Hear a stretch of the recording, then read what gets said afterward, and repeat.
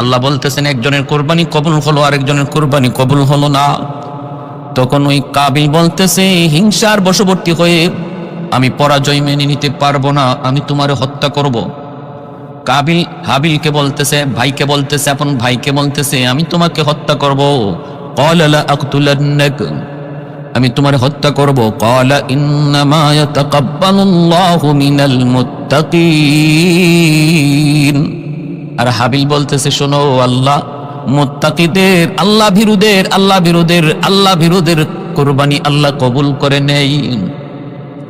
যার অন্তরে আল্লাহর ভীতি, আল্লাহর ভয়, যার অন্তরে আল্লাহর ভয়, আল্লাহর ভীতি, তার কুরবানি আল্লাহর দরবারে কবুল হয়, আল্লাহর দরবারে কবুল হয়। আর কাবিল বলতেছে তুই আমাকে যদিও মারো কিন্তু আমি তোমাকে হত্যা করব না, আমি তোমাকে হত্যা করব না। কারণ কি জানোনি? ইন্নী আখাফুল্লাহ রাব্বাল আলামিন, আমি আমার রবকে বড় ভয় করি, আমি আমার রবকে বড্ড ভয় করি। এজন্য তুমি আমাকে হত্যা করতে চাইলেও আমি তোমাকে হত্যা করব না। এ যুবক খেয়াল করে শোনো, এতে বোঝা গেল কেউ যদি তোমার গায়ে আঘাত করে, হত্যা করার নিয়তে যদি আঘাত করে, তুমিও তাকে হত্যা করার নিয়তে আঘাত করতে পারো না, ফিরাইতে পারো।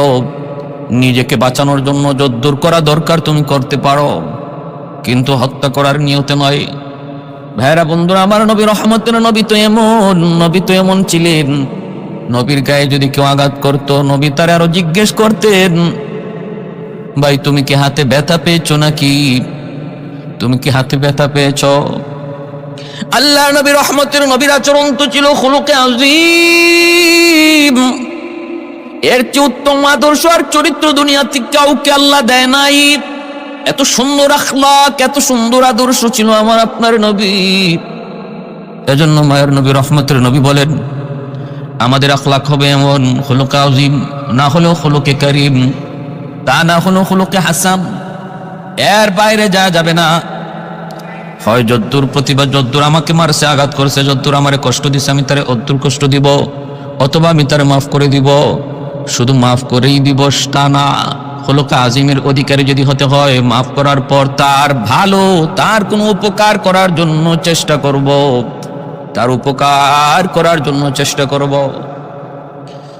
এজন্য হাবিল বলতেছেন আরে ভাই আমি তোরে মারবো না, তুই আমারে যতই মারোস, আমারে যদি হত্যা করুস আমি তোরে হত্যা করবো না, কারণ আমি আল্লাহকে ভয় করি, আমি আমার আল্লাহকে ভয় করি। কাবিল অন্তরে হিংসা নেওয়ার পর এক পর্যায়ে হাবিলকে হত্যাই করে ফেললো। কারণ শয়তান যেমন আদম আলাইহিস সালাম এবং মা হাওয়া আলাইহিস সালামকে জান্নাত থেকে দুনিয়ায় পাঠায় দেয়, সে নিজেও কিন্তু দুনিয়ায় আসে, লানতের তখ্ত নিয়ে দুনিয়ায় আসে।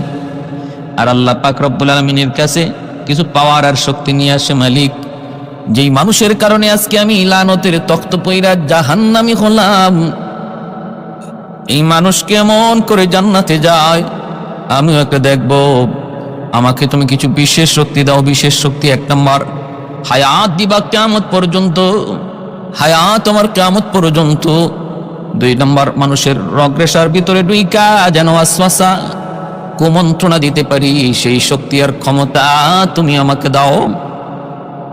আল্লাহ পাক রব্বুল আলামিন শয়তানের মনের ইচ্ছাগুলো আল্লাহ পূরণ করলেন, দাবিগুলা পূরণ করলেন, আর বলে দিলেন শুন, ইল্লা ইবাদাকা মিনহুমুল মুখলাসিন, আমার যারা নেককার বান্দা, যারা আমি আল্লাহকে ভয় করে, আমি আল্লাহর ভয় অন্তরে নিয়ে চলে, তুই তাদের কোনো ক্ষতি করতে পারবি না।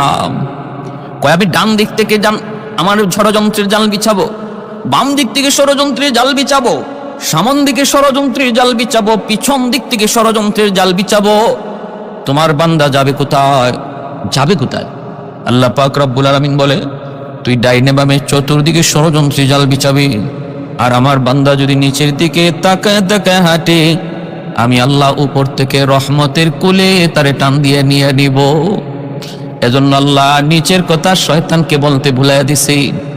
হাকিমুল উম্মত থানভী আলাইহির রাহমা বলেন চলার পথে, হাঁটার পথে ডাইনে বামে তাকানোর প্রয়োজন নাই, খুব দূরেও তাকানোর প্রয়োজন নাই, পিছনেও না, কারণ সর্বদিকে শয়তান ষড়যন্ত্রের জাল বিছানোর কথা বলেছে, কিন্তু আল্লাহ তার রহমতে নিচের কথা ভুলে রাখছেন। এজন্য কোনো মানুষ যখন রাস্তা হাঁটতে যায় নিচের দিকে তাকায় হাঁটে, আল্লাহ ওই মানুষটাকে তার রহমতের কুলে উপর থেকে টেনে নিয়ে যান। প্রতিটা নজরে নজরে যেখানে ছিল শয়তানের তীর, বিষাক্ত তীর, এর থেকে আল্লাহ তার হেফাজত করলেন।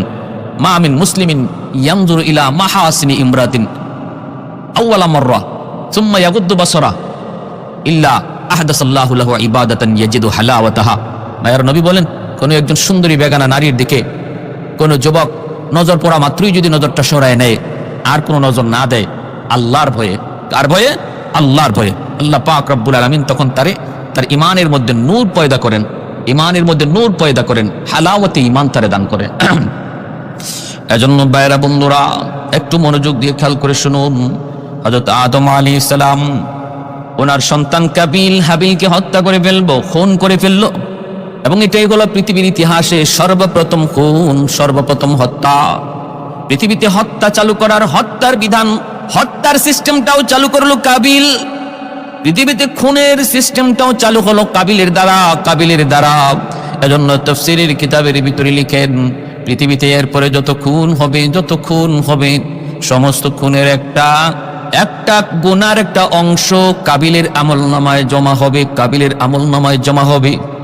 এটাই হলো নিয়ম পৃথিবীতে। যখনই যে সিস্টেম চালু হয়, যে সিস্টেমটা চালু করে যায়, ওই সিস্টেমটা যদি ওই তরিকাটা, ওই নিয়মটা যদি নেক কাজের কোনো নিয়ম হয়, সেটা যদি কোনো সওয়াবের কোনো নিয়ম হয়, সেটা যদি আল্লাহকে পাওয়ার কোনো তরিকা হয়, তাহলে দেখা যাবে এই তরিকার লাইনে যত মানুষে কাজ করবে, যত মানুষ আমল করবে, তাদের আমলের সাথে সাথে একটা আমলের অংশ, নেকের অংশ আল্লাহ যে আবিষ্কার করেছে, যার দ্বারা সিস্টেম তৈরি হয়েছে, চালু হয়েছে, তার আমল নামায় মৃত্যুর পরও সেটা জারি থাকবে।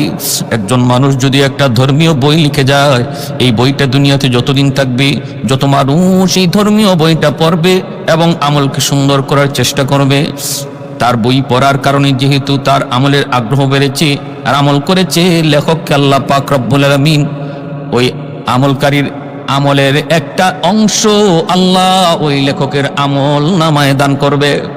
আর যদি কোনো মানুষ কোন গুনার প্রথা চালু করে যায়,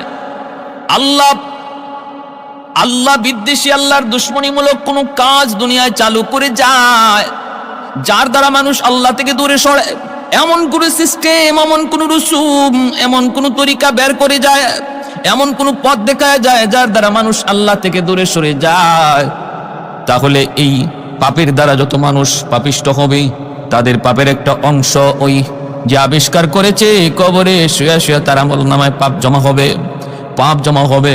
পৃথিবীতে সর্বপ্রথম খুন, মানুষ হত্যার রসুম রেওয়াজ, মানুষ হত্যার সিস্টেম আবিষ্কার তৈরি হয়েছে কাবিলের দ্বারা। এজন্য এখন পর্যন্ত, কিয়ামত পর্যন্ত যত খুন হবে, এই খুনের একটা গুনার অংশ কাবিলের আমল নামায় জমা হয়। আমার ভাইয়েরা বন্ধুরা, এজন্য আল্লাহ পাক রব্বুল আলামিন বলতেছেন, সে তো হত্যা করে ফেললো, فطوعت له نفسه قتل أخيه فقتله فأصبح من الخاسرين। আবার কইরা হত্যা কইরা নিজে অনুতপ্ত হইতেছে। فبعث الله غرابا يبحث في الأرض ليريه كيف يواري سوءة أخيه। হত্যা করার পর ভাইয়ের লাশ, হাবিলের লাশ কাবিলে কি করবে, এই লাশটা কি করবে নিয়ে পড়লো বিপাকে, এবং নিজে অনুতপ্ত হতে লাগলো, বিপাকে পড়ে গেল।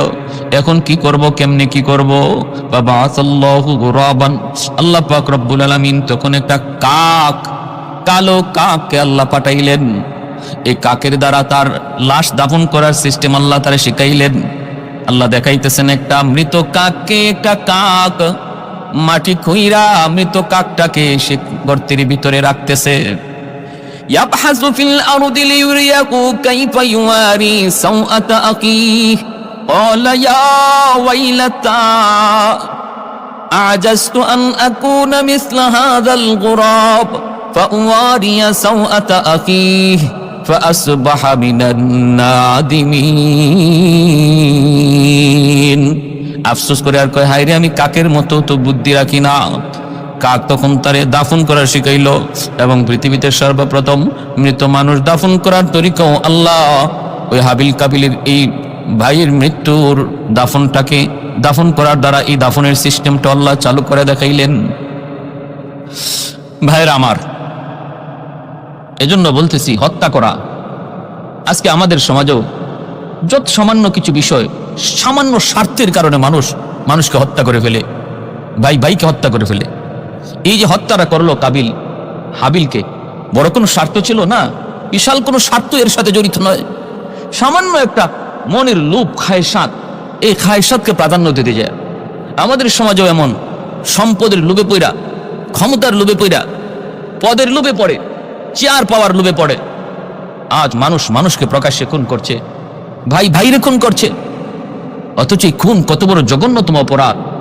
আল্লাহ বলেন, অমাইয়াকুতুল মুমিনাম মুতাআম্মিদান ফাজাযাউহু জাহান্নাম খালিদান ফিহা ওয়া গাদিবাল্লাহু ওয়া লা'নাহু ওয়া আ'আদ্দা লাহু আযাবান আযীমা।